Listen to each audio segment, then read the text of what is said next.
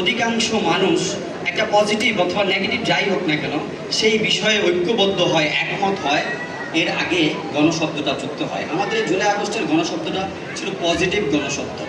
গণঅভ্যুত্থান হয়েছে, এদেশের মানুষ যে গত 54 বছর ধরে নির্যাতন নিপীড়নের মধ্যে যাচ্ছে, কখনো নিজেকে খুব মন খুলে এই দেশের নাগরিক ভাবতে পারিনি যে এদেশে আমার অনেক অধিকার আছে, এদেশে আমি কথা বলতে পারি, এদেশ আমার অধিকার নিয়ে ভাববে, এরকম একটা পরিবেশ তৈরি হবে। এই যে পরিবেশটা তারা পায়নি, সবসময় পেয়েছে ভয় ভীতি, সবসময় পেয়েছে ক্ষমতার বিপরীতে থাকা যেই বিভিন্ন হুমকি, এইগুলো থেকে মুক্ত হওয়ার জন্যই একত্র হয়ে মানুষ এই গণঅভ্যুত্থানটা ঘটিয়েছে। তো আমরা যারা যেই রাজনৈতিক দলেরই হই না কেন, যেই ছাত্র সংগঠনেরই হই না কেন, যেই পর্যায়েরই হই না কেন, আমরা যারা বলি যে গণ অভ্যুত্থান ঘটিয়েছি আমরা, সুতরাং আমাদেরকে জানতে হবে এই যে আমরা যেই সিদ্ধান্তে এক ছিলাম এখন পর্যন্ত সেই সিদ্ধান্তে এক আছে কিনা।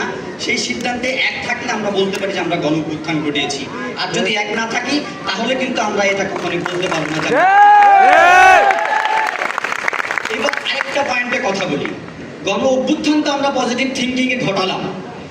লম্বা একটা সময় এই যে মানুষের অধিকার এবং স্বপ্ন যেটা মানুষ চায়, সুন্দর বাংলাদেশ, অধিকারের বাংলাদেশ, সম্মান মর্যাদার সাম্যের বাংলাদেশ, সেই বাংলাদেশ করার জন্য আমাদেরকে কিন্তু গণভাবে ঐক্যবদ্ধ হয়ে থাকতে হবে।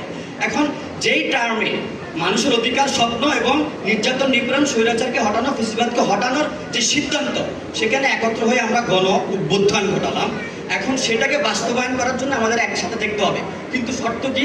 শর্ত হলে আমাদের প্রাধান্যতায় থাকতে হবে মানুষের অধিকার, মানুষের স্বপ্ন, যে কোনো ধরনের ফেসিবাদী কিংবা স্বৈরতন্ত্র যে কার্যক্রম সেগুলো বিরোধী কার্যক্রম, মানে ভালো কার্যক্রমে থাকতে হবে। এখন 10 জন মানুষ যদি একত্র হয়ে গণঅভ্যুত্থান ঘটায়, তার মধ্যে 3 জন মানুষ যদি সেই একই রকম ভাবে বাংলাদেশের মানুষকে ভয় দেখায়, বিভিন্ন ধরনের অন্যায় অপকর্মে কাঙ্ক্ষিতভাবে কিংবা অনাকাঙ্ক্ষিতভাবে জড়িত হয়ে যায়, তাহলে বাকি 7 জন মানুষের দায়িত্ব হলে 3 জনকে শুধরানো, আর শুধরাতে না পারলে এই 3 জনকে পরিত্যাগ করা। যদি চায় গণঅভ্যুত্থানের অংশীদার হতে, তাহলে সেই একই